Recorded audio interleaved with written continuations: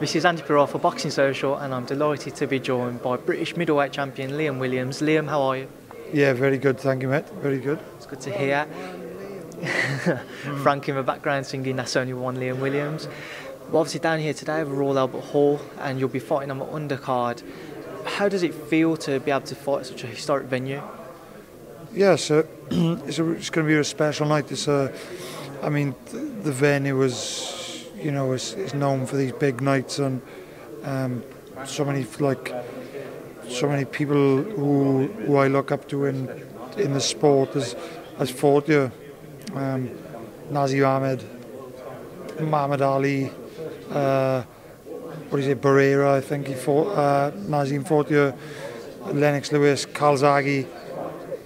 All, to be like kind of labelled and in the same bracket as he's fighting in a Albert Hall is really something special, and I'm looking forward to it. Do you think that with all those great names that you've just mentioned, it's bringing an added pressure, and yet you really want to deliver a good performance to remember the night and the occasion more so than what you would if things didn't go to plan? Yeah, I don't really think that there's any added pressure. It just gives me a little bit more fire to, I'm excited about just wanting to make a statement and box to my best ability. That's all that matters to me every time, really, and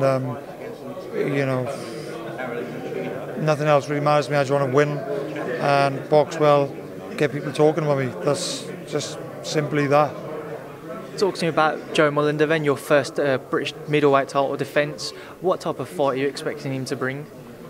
He's going to bring pressure. He's going to try and just be in my face constantly, throw in.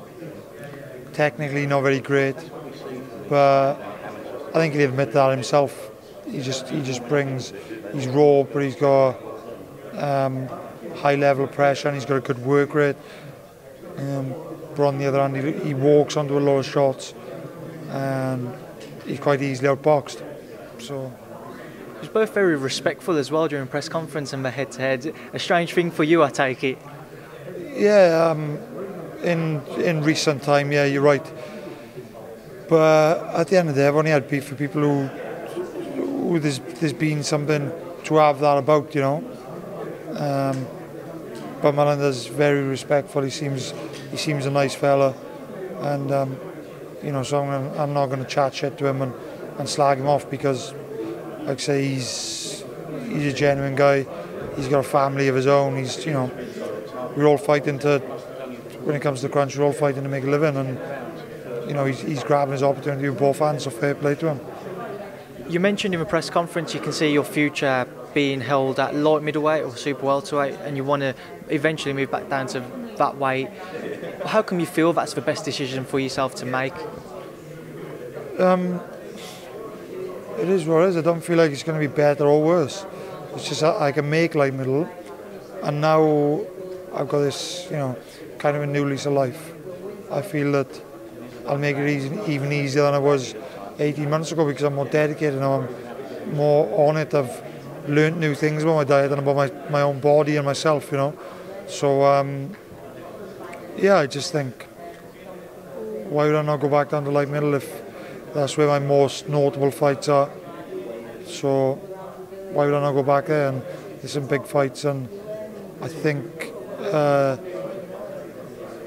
it's potentially. I think I got more chance of winning a world title there, although I think I could win one at middle anyway. That's what I was going to come on to. Do you see that as being an easier opportunity? Obviously, so for example, Charlo and Harrison have to have their rematch. Carl Brooks, one of your old gym mates, he's mandatory for Jarrett Hurd's title. The title's a lot tied up. Jaime Munguia's recently fought as well. How do you break back into that world title mould and try and grab that opportunity? I believe I'm thereabouts anyway. I'm not looking past Mullender.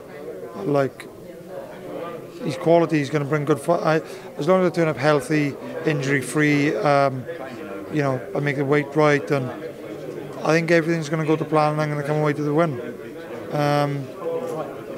But yeah, I got to get a good win here, and I fully believe Frank can quite possibly find me a world title fight. And one of your ex-opponents, Liam Smith's facing Sam Eggington in March, at the end of March as well. What are your thoughts on that one? I think it's a good fight. Both of them come, like to fight in the pocket. Eggington's very tough. He's got a good engine. But yet, so Smith is both of them too. I think with Eggington moving up, Smith is a very big light middle. I don't want to be disrespectful to Sam because I like him. I've done quite a few rounds sparring with him, and I think he's quality, he's hard as nails. But I just think Smith will have a bit too much class for him. If you move back down, would a third fight with Liam Smith be something that you'd be interested in? 100%, because I beat every other opponent on my record, and he's the only person. I've had 2 losses, but to one person. One was, I believe I won the fight, apart from the cut. I probably won 8 out of 9 rounds, but it's old news now. He won both fights. Fair play to him. He's quality, and I would never make excuses for myself. Do you know what I mean? But I definitely like the third fight. And the final thing I just wanted to touch on was the Mark Efron fight. You've had a chance to reflect now, a little over a month. What have you thought about it? What have you saw that you did well and what you didn't do so well? I just thought, I just stuck to the game plan. I done what I was told, done what I knew I could do, and I just focused on my own, being fit, making the weight right.